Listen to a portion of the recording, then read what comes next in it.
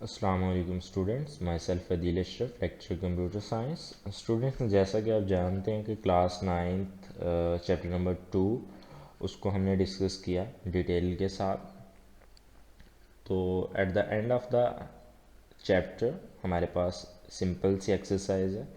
जो जो चीज़ें हमने अपने चैप्टर में डिस्कस की वो क्वेश्चंस की फॉर्म में, डिफरेंट कैटेगरीज हैं क्वेश्चंस की, जिसमें आपके पास शॉर्ट लॉन्ग क्वेश्चंस हैं, fill in the blank, MCQs हैं, ट्रू एंड फॉल्स क्वेश्चन हैं। इस शेप में आपके पास एक कंप्लीट एक्सरसाइज है जिसको आपको सॉल्व करना है। तो इसी पे आपके असाइनमेंट्स होंगी। तो ये ही आपके लिए काफ़ी हेल्पफुल होगा एग्ज़ाम पॉइंट ऑफ व्यू से, और क्लास क्विज़ के हवाले से भी आपको बहुत हेल्प करेगी एक्सरसाइज। तो केयरफुली आपने इसको सॉल्व करना है। इसी से आपको असाइनमेंट भी एक दूंगा अभी मैं नेक्स्ट लेक्चर में। तो स्टूडेंट्स देखते हैं। अभी मैं आपको ये जो शॉर्ट क्वेश्चन लॉन्ग क्वेश्चन हैं ये आपने चैप्टर में डिटेल के साथ पढ़े हुए हैं। मैं रेफ़र करूँगा कि आपने किन किन पेजेस पे जाके इनके आंसर्स देखने हैं। तो बिल्कुल सिंपल है, आपने उनको रेडी कर लेना है, लेकिन उससे पहले हम fill in the blanks, short question and true false को डिस्कस करते हैं। तो स्टूडेंट्स, क्वेश्चन नंबर 1 है हमारे पास फिल इन द ब्लैंक्स। तो इसमें आपके पास जो पॉइंट नंबर 1 है वो ये है, the process of performing arithmetic and logical operation with the help of computer is known as. अब देखिएगा, जो हमारा इंट्रोडक्टरी लेक्चर था, लेक्चर नंबर 1, उसमें बड़ी डिटेल के साथ डिस्कस किया था कि कंप्यूटर क्या है, किस तरह से डाटा को एग्जीक्यूट करता है, अपनी इनपुट को किस तरह से प्रोसेसिंग के प्रोसेस से गुजारता है, कंप्यूटर समझता है कौन सी लैंग्वेज है, यूज़र से किस लैंग्वेज में इनपुट लेता है। वो सारी चीज़ें हमने डिटेल के साथ डिस्कस की। तो एक पॉइंट मैं आपके सामने रखता चलूँ, कंप्यूटर जितनी भी प्रोसेसिंग करता है, जितनी भी इनपुट लेता है, वो डिजिटल फॉर्म में होती है। इनपुट हाई लेवल लैंग्वेज में लेता है तो उसको कन्वर्ट 0 1 में कर लेता है बाइनरी डिजिटल फॉर्म में। तो वो फॉर्मेट जिसमें कंप्यूटर कोई भी ऑपरेशन, ज़रूरी नहीं है कि वो अर्थमेटिक एंड लॉजिकल ऑपरेशन ही हो, कोई भी ऑपरेशन जो कंप्यूटर परफॉर्म करे, अब वो पूछ रहा है कि वो प्रोसेस जिसमें कंप्यूटर अर्थमेटिक और लॉजिकल ऑपरेशन परफॉर्म करता है with the help of computer, यानी कि प्रोसेस हमने बताना है जिसमें ऑपरेशन अर्थमेटिक और लॉजिकल हो रहा है, लेकिन कर कौन रहा है, हमारा कंप्यूटर कर रहा है। तो उस प्रोसेस को हम क्या बोलेंगे? तो स्टूडेंट्स, बिल्कुल सिंपल है, उस प्रोसेस को हम इलेक्ट्रॉनिक डिजिटल प्रोसेसिंग बोलेंगे। Sorry, electronic data processing, electronic digital processing नहीं है। डिजिटल फॉर्म में डाटा को अंडरस्टैंड करता है, उस प्रोसीजर को, उस प्रोसेस को, उस टेक्निक को हम इलेक्ट्रॉनिक डाटा प्रोसेसिंग कहते हैं, ईडीपी, इलेक्ट्रॉनिक डाटा प्रोसेसिंग। तो first fill in the blank में आप इलेक्ट्रॉनिक डाटा प्रोसेसिंग लिखोगे। जी स्टूडेंट्स, हमारे पास सेकंड क्वेश्चन है, second fill in the blank है, physical parts of computer system that you can touch and feel are known as physical parts। Physical parts कौन से होते हैं? जो कोई जगह के होते हैं, उनका वो वेट होता है, उनका वो मैस होता है, आप उनको देख सकते हो, आप उनको टच कर सकते हो। ऐसे कंप्यूटर के तमाम कंपोनेंट्स हार्डवेयर कंपोनेंट्स कहलाते हैं। तो ये जो फिल इन द ब्लैंक 2 है, इसमें आपके पास हार्डवेयर आएगा। जी students, most important part of computer hardware is CPU. जो कंप्यूटर हार्डवेयर का मोस्ट इम्पॉर्टेंट पार्ट है, जिसको ब्रेन ऑफ कंप्यूटर सिस्टम भी कहते हैं, सेंट्रल प्रोसेसिंग यूनिट, सीपीयू। जी स्टूडेंट्स, नेक्स्ट है, an empty space is a set of programs that gives the necessary instruction to the computer, telling it how to operate with the hardware other software and the user. जी, कौन से programme है, कौन से ज़रूरी programme है जो ज़रूरी इंस्ट्रक्शन देते हैं कंप्यूटर को कि हार्डवेयर कंपोनेंट को किस तरह से एग्जीक्यूट करवाना है, यूज़र से किस तरह से डाटा लेना, सॉफ्टवेयर कौन कौन से स्टेप्स से होता हुआ इंस्ट्रक्शन को एग्जीक्यूट करेगा। तो स्टूडेंट्स, वो आपके पास सॉफ्टवेयर है जिसको आप अपने कंप्यूटर सिस्टम के हार्डवेयर पे इंस्टॉल करते हो, जिससे आपका कंप्यूटर डेस्कटॉप पे आता है। वो सॉफ्टवेयर, वो प्रोग्राम आपके एप्लीकेशन प्रोग्राम नहीं है, वो आपके सिस्टम सॉफ्टवेयर के प्रोग्राम हैं जिनको आप ऑपरेटिंग सिस्टम कहते हैं, विंडो। तो आपके जो ये फिल इन द ब्लैंक है, इसमें आएगा an operating system, an operating system. जी students, the empty space unit contains the electronic circuit that execute all arithmetic and logical operation। बिल्कुल सिंपल, इसी स्टेटमेंट में इसका आंसर है अर्थमेटिक एंड लॉजिकल। जी students, the arithmetic and logical unit, आप first fill in the blank में लिखोगे arithmetic and second logical. The arithmetic and logical unit contains, जो आपके पास इलेक्ट्रिकल सर्किट कंटेन करता है और अर्थमेटिक और लॉजिकल टाइप के ऑपरेशंस को परफॉर्म करवा रहा होता है। जी स्टूडेंट्स, नेक्स्ट चलते हैं। The devices are connected together by a communication channel called आ। अब देखिएगा, डिफरेंट कंपोनेंट्स कंप्यूटर के अंदर या जो पेरिफेरल डिवाइसेस होती हैं कंप्यूटर के बाहर, जो हम कंप्यूटर के साथ अटैच करती हैं, उनके दरमियान कम्युनिकेशन होना होती है। अब वो कम्युनिकेशन जो है एक चैनल, एक पाथ के थ्रू होती है। वो इलेक्ट्रिकल पाथ जिसमें डिफरेंट कंपोनेंट्स आपस में कम्युनिकेट करते हैं, वो चैनल, वो पाथ आपके पास, वो ट्रांसमिशन मीडियम आपके पास, वो ट्रांसमिशन मीडिया आपके पास बस कहलाता है। तो इस फिल इन द ब्लैंक में आपके पास बस आएगा, BUS। जी students, CPU is also called the brain of computer. बहुत सिंपल से आपके पास फिल इन द ब्लैंक है कि CPU को हम कंप्यूटर का ब्रेन भी बोलते हैं, दिमाग भी बोलते हैं। जी स्टूडेंट्स, अब आ गई बात वोलाटाइल मेमोरी की। वोलाटाइल मेमोरी, जी students, empty space is volatile memory.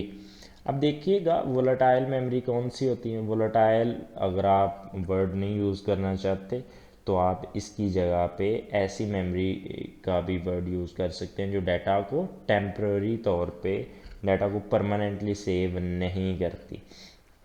आपको पता है, जितनी आपकी प्राइमरी मेमोरी है वो डाटा को टेम्प्ररी या उतने वक्त तक अपने पास सेव रखती है जितनी देर तक आपका कंप्यूटर टर्न ऑन रहता है। तो रैम आपके पास वोलाटाइल मेमोरी है। RAM is a volatile memory, ये परमानेंट मेमोरी नहीं होती। आपसे अगर कोई पूछते है कि वोलाटाइल मेमोरी कौन सी होती है, ऐसी तमाम मेमोरीज जो डाटा को परमानेंटली सेव नहीं करती वो वोलाटाइल मेमोरीज होती हैं, और नॉन वोलाटाइल जो डाटा को परमानेंटली सेव करती हैं, स्टोर करती हैं अपने पास। जी, magnetic tape is a storage device. जी स्टूडेंट्स, देखिएगा, जो आपके पास मैग्नेटिक टेप है सेकेंडरी स्टोरेज डिवाइस की एक टाइप है। वो आपके पास क्या है, स्टोरेज डिवाइस है, डाटा को स्टोर करने के लिए यूज़ होती है। जी, एक एब्रीवेशन है, बहुत इम्पॉर्टेंट है, आपके MCQs में अक्सर पेपर में आया होता है। USB stands for universal serial बस। USB stands for universal serial बस। तो स्टूडेंट्स, नेक्स्ट मूव करते हैं हम लोग। जी स्टूडेंट्स, ये था हमारा क्वेश्चन नंबर 9 जो कि हमारे पास फिल इन द ब्लैंक्स के अबाउट था। अब हम चलते हैं ट्रू एंड फॉल्स की जानिब। तो students, first true and false को देखते हैं। A computer is a device that accepts information in the form of data and manipulate it for some results based on sequence of instructions। जी students, अब उसने एक स्टेटमेंट लिखी हुई है, वो डिमांड कर रहा है क्या ये ट्रू है या फॉल्स है। देखिएगा, अ computer is a device, computer की डिवाइस है जो क्या करती है, एक्सेप्ट करती है information in the form of data. आपके डाटा को आपकी इंफॉर्मेशन को in the form of data वो एक्सेप्ट कर रही होती है। मैनिपुलेट इट, प्रोसेस उसको करती है, मैनिपुलेट करती है इट फॉर सम रिजल्ट्स, यानी कि कुछ आउटपुट जनरेट करने के लिए, कुछ रिजल्ट जनरेट करने के लिए उसको मैनिपुलेट या प्रोसेस करती है ऑन सीक्वेंस ऑफ इंस्ट्रक्शंस। हदायत की वो जो सीक्वेंस आती हैं, वो जो डाटा की आप सीक्वेंस दे रहे होते हो, इंस्ट्रक्शंस दे रहे होते हो, उसको मैनिपुलेट करती कुछ रिजल्ट्स के अगेंस्ट, ताकि आपको कोई रिजल्ट्स या आउटपुट दे सके। तो क्या ये स्टेटमेंट ट्रू है? तो डेफिनेटली ये चीज़ बिल्कुल ट्रू है। आप इनपुट देते हो कंप्यूटर को, उधर प्रोसेसिंग का अमल होता है, किस पर्पज़ के लिए? रिजल्ट्स के लिए, आपको आउटपुट देने के लिए। जी students, an RAM is a set of programs that gives the necessary instruction to the computer, telling it how to operate with the hardware and other software and the user। जी an RAM, ये बिल्कुल wrong है। RAM कोई instruction नहीं देती computer hardware को, software को और यूज़र को। रैम प्राइमरी मेमोरी है, सीपीयू इधर से चीज़ें उठाता है एग्जीक्यूशन के लिए। एन ऑपरेटिंग सिस्टम, अगर आप इसको करेक्ट करना चाहते हैं तो आप एन ऑपरेटिंग सिस्टम लगा लें। ऑपरेटिंग सिस्टम जो है वो हार्डवेयर को, सॉफ्टवेयर को और यूज़र को इंस्ट्रक्शन जारी कर रहा होता है। तो ये आपके पास फॉल्स है। जो आपके पास पॉइंट नंबर 2 है ट्रू एंड फॉल्स का, ये फॉल्स है। जी स्टूडेंट्स, पॉइंट नंबर 3 है हमारे पास, the central processing unit is generally refer to as the brain of computer. जी डेफिनेटली सीपीयू का दूसरा नाम ब्रेन ऑफ कंप्यूटर सिस्टम है, ये बिल्कुल करेक्ट है, ट्रू है।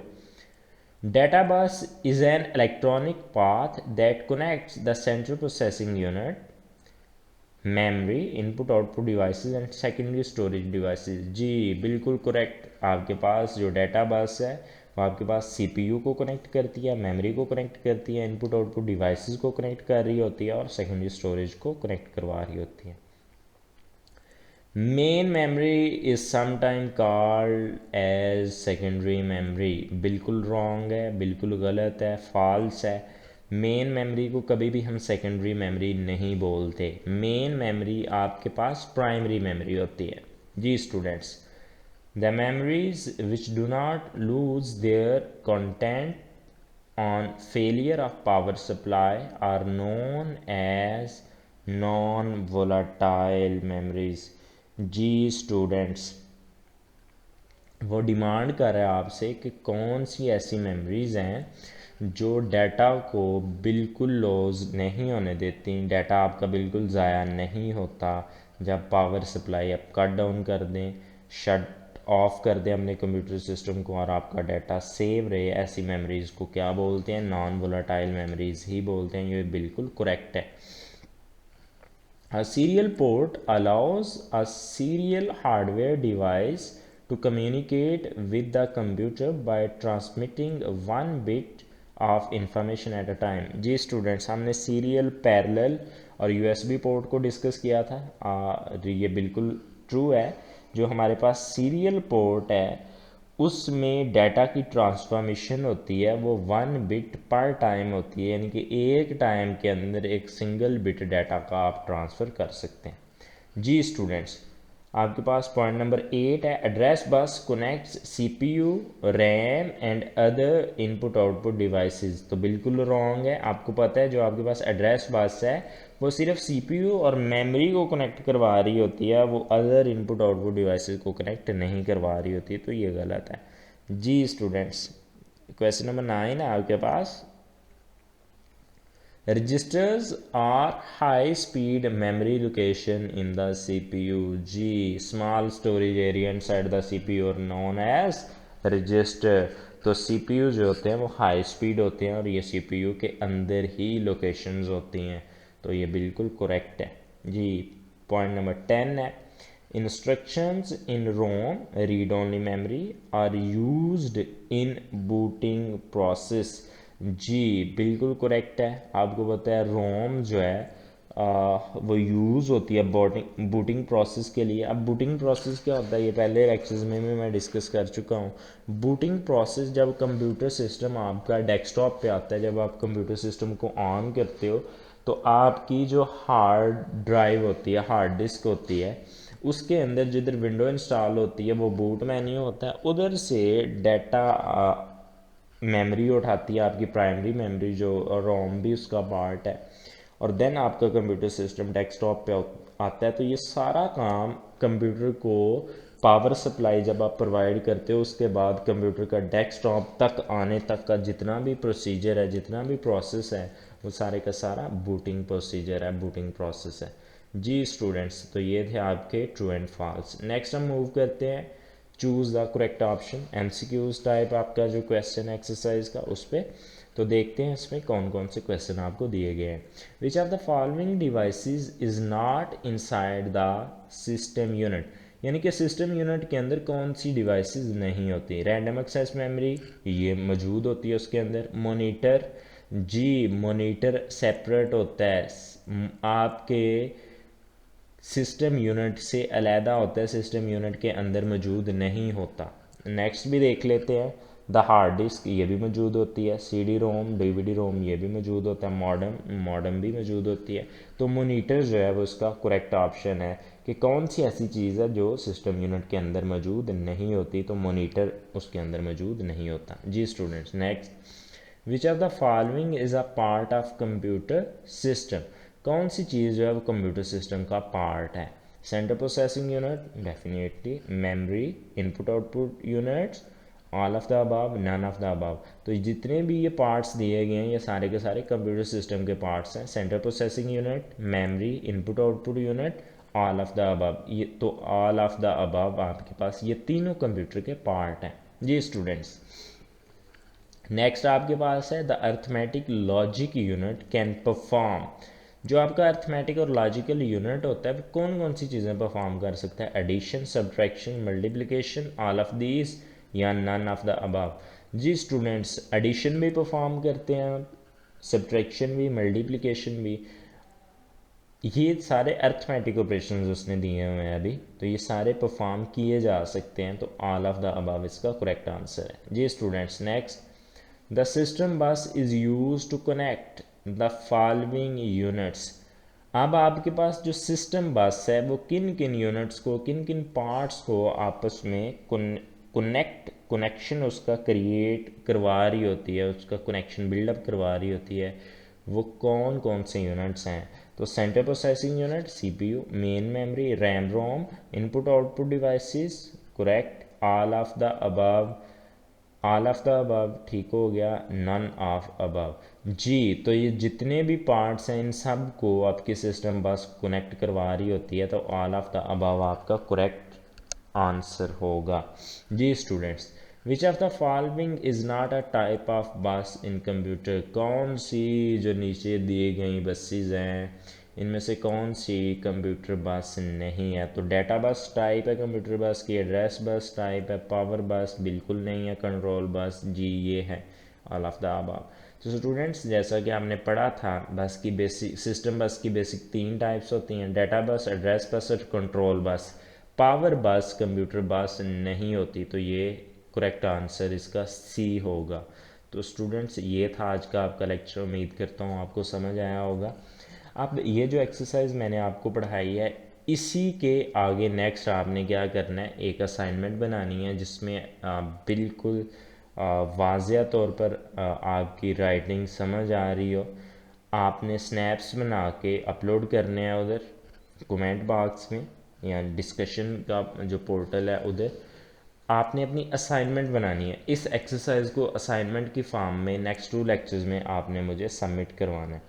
उम्मीद करता हूँ आपको सारी चीज़ें जो इस लेक्चर में हमने पढ़ी, जो आज के लेक्चर में हमने डिस्कस की, सारी अच्छे से समझ आई होंगी। अगर किसी का कोई भी क्वेश्चन हो किसी भी तरह का तो आप डिस्कस कर सकते हैं। अपना बहुत ज़्यादा ख्याल रखिएगा। अल्लाह हाफिज़।